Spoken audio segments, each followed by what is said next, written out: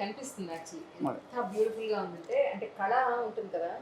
అందులో ఉన్న ఆర్ట్‌కున్న కళ అది చాలా క్లియర్‌గా కనిపి ఇంకోటి ఉంది జిలేబీ. ఇది చూస్తే అద్భుతము.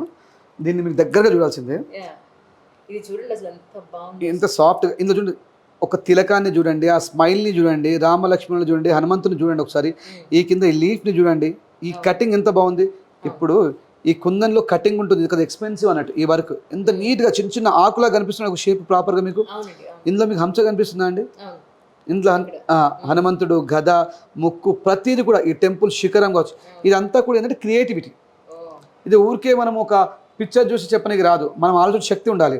ఓహ్! ఇది లాక్ సిస్టమా? ఇది కూడా చేంజబుల్ రమ్మా. ఇది ఇలా తీసేసుకోవచ్చు. అదే. తీసేసుకొని డాలర్ని మనం వాడుకోనికి అవకాశం ఉంది. ఓకే. లేదంటే ప్లేన్ కూడా మనం పెట్టుకోవచ్చు. ప్లేన్ కూడా పెట్టుకోవచ్చు. ప్లేన్ పెట్టుకోవచ్చు, డాలర్స్ పెట్టుకోవచ్చు.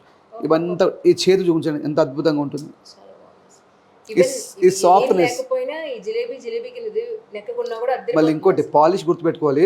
యాంటిక్ పాలిష్ అండి. నక్షి యాంటిక్ పాలిష్ ఫేషియల్ అండి. పాలిష్ అనేది ఖచ్చితంగా ఫేషియల్ లాంటిది. ఎప్పుడు ఏ రకంగా మార్చుకోవచ్చు, ఏ రకంగా చేసుకోవచ్చు. అంతే తప్ప ఇది యాంటిక్ అండి, ఇది నక్షి అండి, ఇది దానికంటే స్పెషల్ ఛార్జెస్ ఏం పే చేయాల్సిన పని లేదు. Everything is same.